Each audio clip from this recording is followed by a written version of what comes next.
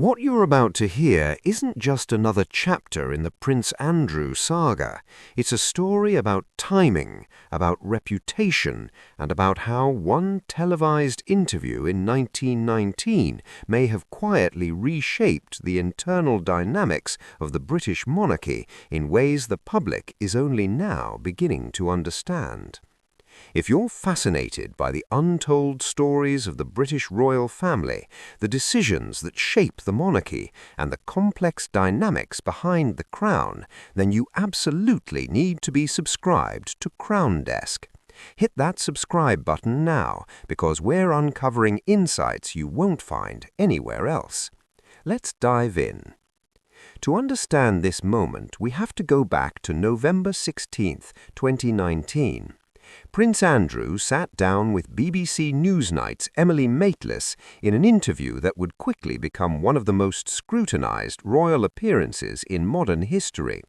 He addressed his relationship with convicted sex offender Jeffrey Epstein, denied witnessing any illegal activity, and defended his decision to visit Epstein in New York even after Epstein's 2008 conviction. The public reaction was swift. The interview was widely criticized across major outlets, and within days, Andrew announced he would step back from public duties.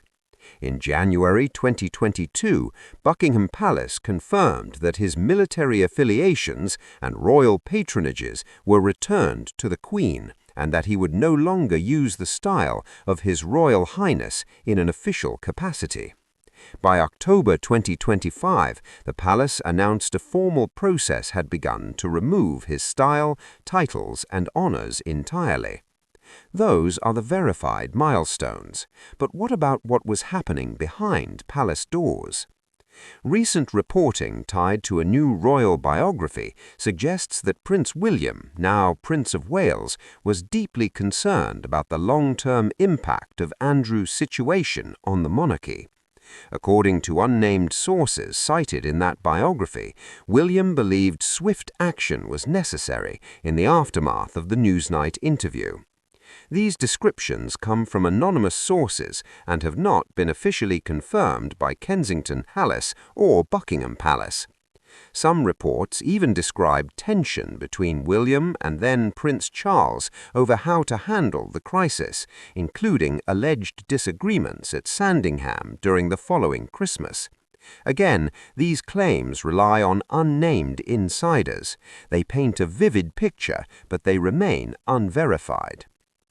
What we do know is this: the monarchy has historically prioritized stability and continuity. And during times of scandal, institutional response often unfolds gradually rather than dramatically. What many royal observers believe is that internal discussions likely centered around balancing loyalty to a family member with the long-term preservation of the crown's credibility. Complicating matters further are more recent developments. In 2026, reports emerged that UK authorities were assessing allegations related to Andrew's former role as a trade envoy, specifically claims that he may have shared confidential government documents with Epstein.